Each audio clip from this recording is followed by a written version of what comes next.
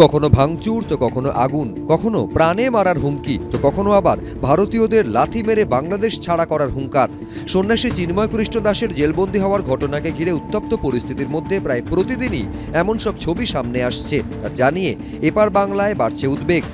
আমার দুই দাদা আছে, আদৌ বেঁচে আছে না পুড়িয়ে দিয়েছে না কি করেছে আমরা কিছুই জানি না। সঠিক খবর না পাওয়া অবধি আমরা খুবই চিন্তায় আছি। সঞ্জিত চক্রবর্তী উত্তর দিনাজপুরের রায়গঞ্জের বাসিন্দা। তার পরিবারের বেশ কয়েকজন পাকাপাকিভাবে বাংলাদেশে থাকেন। দাদা স্বপন চক্রবর্তী বাংলাদেশের দিনাজপুর পীরগঞ্জ থানার প্রাক্তন পুলিশ আধিকারিক। আরেক দাদা তরুণ চক্রবর্তী বাংলাদেশের বগুড়া এলাকার দত্তপাড়ার কাউন্সিলর। অশান্তির ঘটনা সামনে আসার পর থেকেই দাদাদের সঙ্গে যোগাযোগ করতে পারছেন না।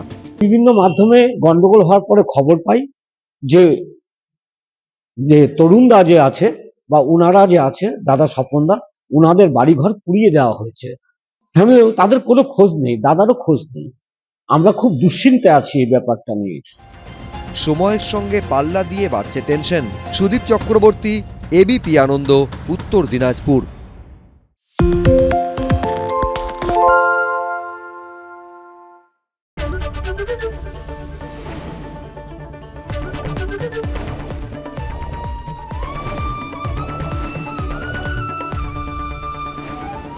এবিপি আনন্দ, এগিয়ে থাকে, এগিয়ে রাখে।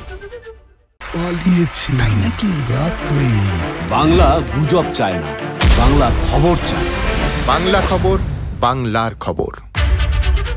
শুনতে পাচ্ছি না, বল না। আরে 10 টাকাটা ব্যাপার নয়, আজকে 40 টাকা দিচ্ছি, কারণ 40 টাকা। বাংলা গলাবাজি চায় না, বাংলা খবর চায়। বাংলা খবর, বাংলার খবর।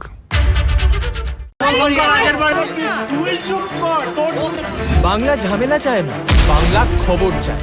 বাংলা খবর, বাংলার খবর। বাংলা চেঁচামেচি চায় না, বাংলা খবর চায়। বাংলা খবর, বাংলার খবর।